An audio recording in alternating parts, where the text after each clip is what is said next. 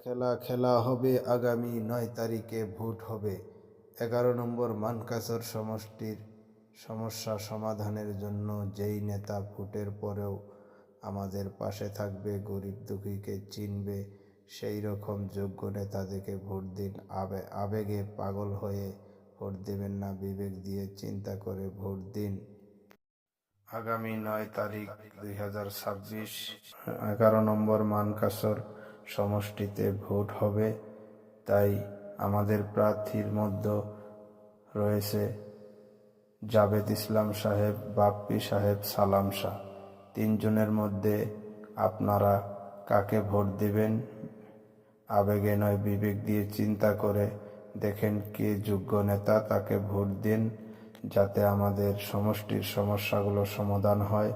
রাস্তাঘাটের সমস্যার সমাধান, নদী ভাঙ্গার সমস্যার সমাধান, শিক্ষা ব্যবস্থার সমস্যা রয়েছে, মেঘালয়ের সমস্যার সমাধান রয়েছে।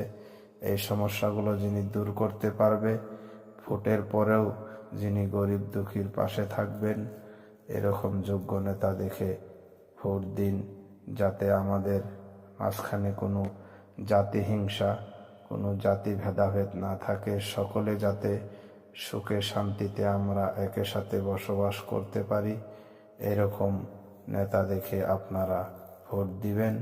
তো কমেন্ট করে জানিয়ে যাবেন আপনি কাকে ভোট দিবেন, বাপ্পিকে না জাভেদ ইসলামকে না সালাম শাহ, কাকে ভোট দেবেন কমেন্টে জানিয়ে যাবেন। শেষে